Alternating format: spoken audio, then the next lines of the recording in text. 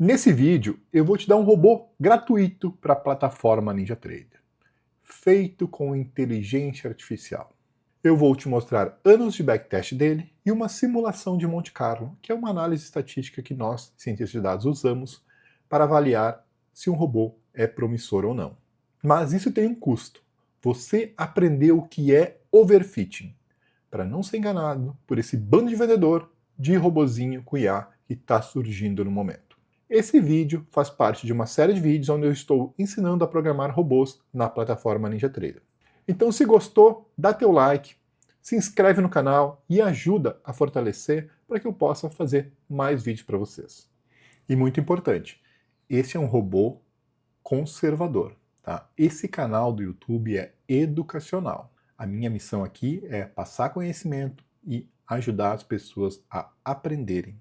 E não existe garantia nenhuma que esse robô vai continuar performando. Resultados passados não garantem resultados futuros, mas a probabilidade de ele continuar performando é muito boa. E sem mais delongas, bora pro vídeo. Bom, pessoal, então a gente está aqui na nossa tela de criar robôs, né, de criar estratégias, né, no NinjaTrader, que eu já mostrei em outros vídeos passo a passo como fazer, como criar um robô no NinjaTrader. E nós vamos fazer o seguinte, para esse exemplo de overfitting, nós vamos usar um robô bem conhecido, o Sample MA Crossover, que é o cruzamento de médias, né? Famoso cruzamento de médias. Vou usar um Ctrl C nele. Estou aqui no Grok, ó. Grok, faz o seguinte para mim, né? Esse robô de NinjaTrader, o nome dele vai se chamar Cruza SMA, baseado nesse código original abaixo. Adicione um controle de horários, start time às 9h30 e end time às 10 horas. Faz o código completo e funcional. Colei o código aqui embaixo e mandei ele gerar. Prontinho, ele fez o nosso código, então nós vamos fazer o seguinte, ó. O nome do robô é Cruza SMA, vou copiar o nome do robô, vou vir aqui no Ninja, em Strategies, botão direito, New Strategy. Isso tudo eu já expliquei em outros vídeos passo a passo, tá? Por isso estou fazendo rápido. Nova estratégia, compila a estratégia, enquanto ele compila, venho aqui no Grok, copio, minimizo meu Grok, ó, compilou. Eu posso vir aqui, dar um Ctrl A e um Ctrl V, mas eu não faço assim, eu uso o Microsoft Visual Studio. E eu já ensinei como instalar ele em outros vídeos, né? A gente vem aqui, ó, cruza SMA, nosso robozinho aqui embaixo, ó, dá 2 cliques, ele abriu, Ctrl A, Ctrl V, Ctrl S, tá salvando, e aqui no Ninja ele tá compilando o código, ó. Prontinho, temos o nosso código compilado, aí nós vamos vir aqui em New Strategy Analyzer, tá? E aqui então nós vamos fazer o backtest da estratégia. E eu vou mostrar para vocês o que é um overfitting. Aí nós vamos pegar o nosso robozinho aqui, ó, Cruza SMA, tá com rede de codificação, a gente vem aqui em arquivo, salvar como, salvar com codificação, substitui, o TF8, tá compilando ainda, compilou, já tirou os erros de formatação. Então, 9h30 às 10 horas, só que nós vamos mexer, e aqui nós temos o período das médias, média rápida, média longa, né? Nós vamos selecionar o ativo aqui, MNQ, período e tudo mais, né? Comissão. Mas isso eu já mostrei em outro vídeo como fazer um backtest, né? Então aqui meu intuito não é ensinar a fazer backtest, é só mostrar o desempenho da estratégia. Então eu deixei aqui prontinho, tá? Já o backtest para a gente analisar, tá? O que eu fiz com essa estratégia? Eu rodei com uma média rápida de 58 e uma média lenta de 18. Olha que louco, né? Como é que eu cheguei nesses parâmetros? Eu rodei uma otimização, tá? E a otimização achou esses parâmetros aqui. Mas a otimização eu vou ensinar no meu próximo vídeo, tá? Então aqui eu só quero mostrar o backtest. Então, o que a pessoa faria? Acharia o melhor parâmetro, né? Melhor média. Então, no caso aqui, ó, a rápida ficou mais lenta do que a lenta, né? E aí eu escolhi um período, ó, 8/9 até 8/11, ó, 2 meses de backtest. Aí ficou bonito aqui, ó, positivo, $5.000 positivo, apenas $592 de drawdown. Você pode achar que robô maravilhoso. Olha essa curva aqui, ó. Uma curva bonita para frente, tudo. E é assim que as pessoas usam as artimanhas para vender robô. Ah, esse foi o backtest dos últimos 2 meses. E aí, o que acontece? Quando a gente pega o mesmo robô com a mesma configuração e bota aqui, ó, de 1º de janeiro até o dia 6/9, ó. Então, desde o início do ano, e roda, olha só, $5.000 negativo, menos $8.000 de drawdown. E olha a curva dele, ó, totalmente negativa. Então, pessoal, overfitting significa isso. Ajusta um robô para um determinado período, ele fica ajustado demais para um determinado período, no caso aqui foram 2 meses, tá? E aí ele não performa bem em outros períodos. Isso se chama overfitting. Então, quanto menor o período de otimização, de teste, mais chance a gente tem de overfitting. O ideal é que se treine em períodos maiores. Outra coisa, quanto menor o time frame, mais difícil de se achar um padrão. Outro ponto importante também, quanto mais indicadores você coloca no robô, mais chances ele tem de ficar em overfit, de entrar em overfitting, tá? Então tem que ter muito cuidado. Isso aqui é um período muito curto, 2 meses de treinamento, né? É um período muito curto. O ideal é que se treine em um período maior, e isso eu vou mostrar no próximo robô que eu deixei para vocês baixarem. Mas antes eu quero mostrar mais uma coisinha para vocês. Se eu vir no nosso código aqui, tá? Eu vou comentar essas 2 linhas aqui. Aqui eu também vou fazer um comentário, bota um ponto e vírgula aqui, escrevo aqui de R. Aqui eu vou comentar também. Ponto e vírgula. Barra. Aí eu venho aqui também, vou comentar isso daqui.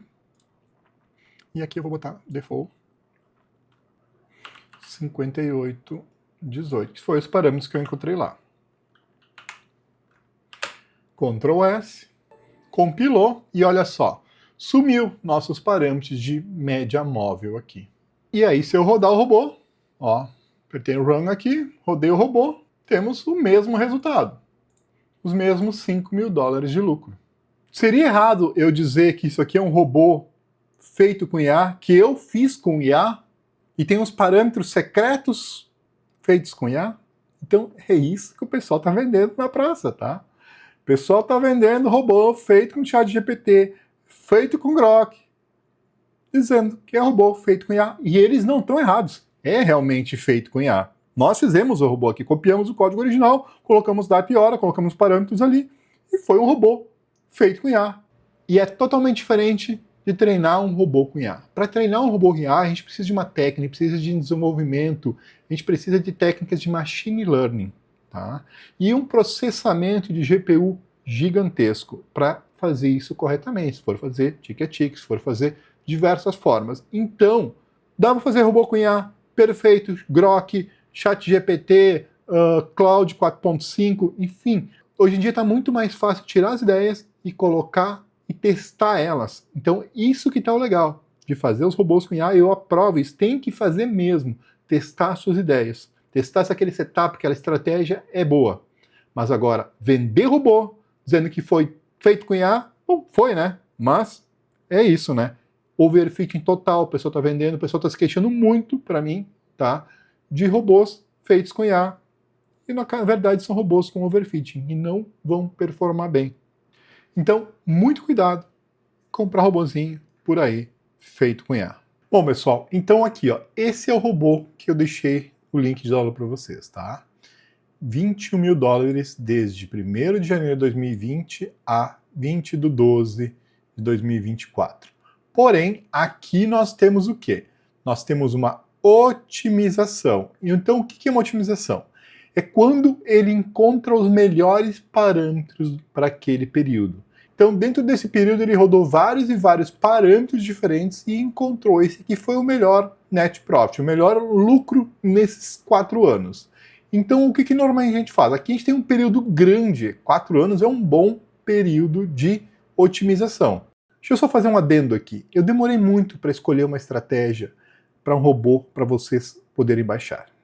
Essa estratégia, ela demonstra os princípios básicos do trade, como a simplicidade funciona, e também ela demonstra como a paciência recompensa. Essa é uma estratégia simples de trading following, ou para nós em português, né, seguidora de tendência. E eu escolhi ela porque ela é de muita controvérsia para as pessoas. É uma estratégia tão simples que muita gente acredita que não funcione. Mas tem muita gente que ganha dinheiro com essa estratégia simples, a estratégia mais simples e mais fundamental. Normalmente a primeira estratégia que a gente aprende quando começa na carreira de trade. Só que logo as pessoas querem passar para estratégias mais complexas, mais complicadas, achando que aquilo vai trazer mais dinheiro. Não. Essa estratégia mostra que a simplicidade funciona. E não estou dizendo que só a simplicidade funciona. Para mim, o meu conceito é que toda e qualquer estratégia de trade funciona. No contexto certo, no momento certo, toda estratégia de trade funciona. Todo robô de trade funciona. O grande problema é saber quando que é o momento certo daquela estratégia ou daquele robô. Então isso aqui é a nossa estratégia. É a mesma estratégia que eu mostrei para vocês antes com o overfitting. É um cruzamento de média móvel. Por isso que eu falei que ela é tão polêmica, que ela é tão questionada ao longo do tempo. Então aqui nós temos parâmetros de take profit, aqui no caso eu habilitei, está habilitado, né? 2.000 ticks é o default aqui. Stop loss eu deixei desabilitado, por quê? Porque nós temos um número máximo de trades por dia, né? Aqui deixei 2, e um daily limit em dólar. Então, deixei um limite de $600. Em vez de ativar stop loss, eu deixei um limite em dólar nessa configuração aqui dessa otimização. Então, das 9h30 às 16 horas, e ele fecha a posição quando encerra o horário. Às 16 horas ele fecha a posição. Bem importante ressaltar aqui, pessoal, isso aqui é horário de Nova York, tá? Abertura de Nova York, com o fuso horário de Nova York. É o que eu uso nos meus testes, nas minhas estratégias. Quem acompanha a série já sabe que eu uso isso. Então, no Brasil seriam 10h30 às 17 horas. Então, a melhor otimização ele achou uma média rápida de 8 períodos e uma média lenta de 227. Já parte de um princípio, né, que elas estão na ordem, né? Rápida é rápida, lenta é lenta, já quer dizer que tá bem interessante isso, né? E aqui é o ponto mais importante, olha só. Saímos do 1 minuto e fomos para os 15 minutos. Time frames maiores e nos dão mais segurança. Não é swing trade, continua sendo day trade, encerra a posição no mesmo dia, pode ser usado em mesa proprietária. Então, a otimização desde o dia 1º de janeiro até o dia 20 de 12 de 2024. Aqui nós temos a curva da otimização, né? E aqui nós temos, então, pegamos aquela otimização, aqueles parâmetros e utilizamos em 2025. Então, essa é uma maneira correta. Isso também levanta um pouco de polêmica. Algumas pessoas dizem que tem que ser 10 anos, outras que é 5 anos. Mas, enfim, quanto maior o período de otimização, melhor, tá? Mas aqui no micro, Nasdaq, ele só começou a partir de 2019, de maio de 2019. Então, por isso que eu peguei de 2020. Excluí os primeiros 6 meses ali, né, 6, 7 meses, e deixei só a partir de 2020 a otimização até o final de 2024. Então, isso é uma otimização correta. 4 anos de otimização, onde a gente encontrou os melhores parâmetros e depois roda em 2025. Que então são dados novos. É um período novo que a otimização não viu, ela não sabe, ela não conhece 2025. Então, com o conhecimento que ela pegou, os melhores parâmetros que ela pegou de 2020 e 2024, rodando 2025, ficamos no lucro. Então, a gente tem uma estratégia com uma boa probabilidade de retorno. Então, aqui o nosso resultado de 2025, né, com esses dados, os dados novos, né, $5.564, apenas $1.396 de drawdown. Ficou melhor ainda o nosso Profit Factor em relação à otimização. Nós tivemos 56% de taxa de acerto, 1,47, ficou bem interessante, ficou muito bom. E aqui nós vamos fazer uma análisezinha, ó. Aqui é a nossa curva, tá? A nossa curva. Aqui por trade, a gente pode escolher por trades, né? E aqui eu quero mostrar mensal. Janeiro positivo, fevereiro positivo, acumulado 2.300, aí março negativo, abril positivo, $3.094. Aqui já daria um saque. Poderíamos sacar uns $1.000 daqui provavelmente, bem tranquilo. Então aqui, negativo, depois ele vem para o positivo novamente. Vamos lembrar que a gente tem $1.000 a menos aqui, então teria 2.500. Depois, né, levemente negativo mês 7, $400 aqui, empatou aqui, mês 10, 2.144, um ótimo mês, né? 5.707 menos os 1.000, 4.707.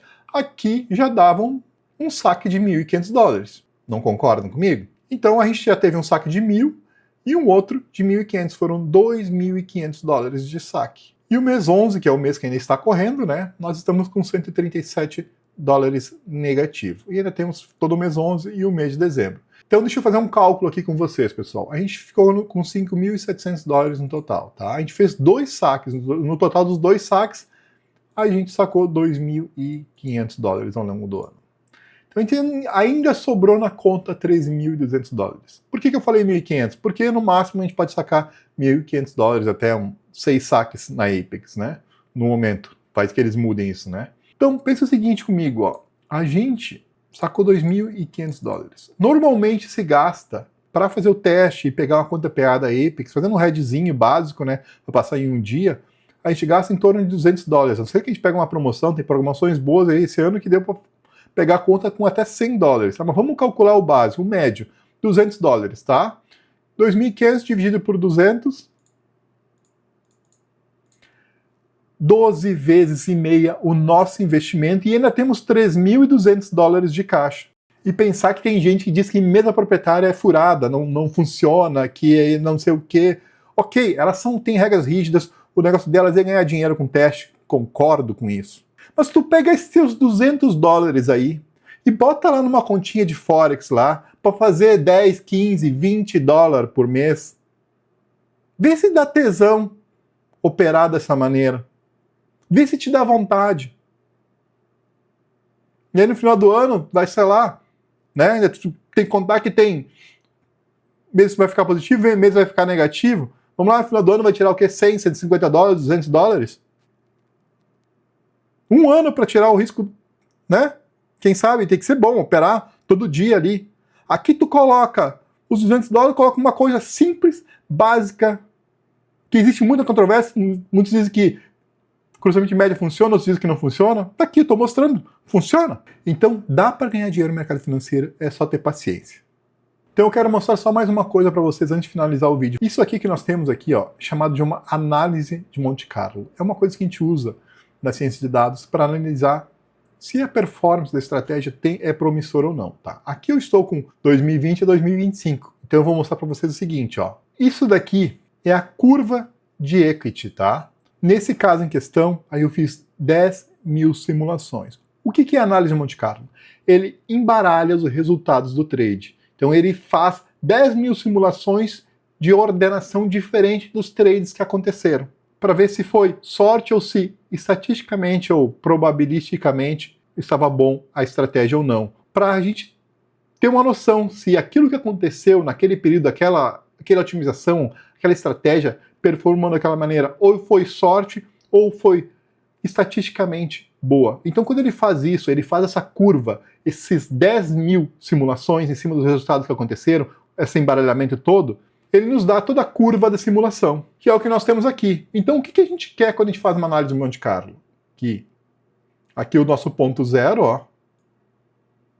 Deixa eu puxar uma linha reta, tentar fazer uma reta possível, ó.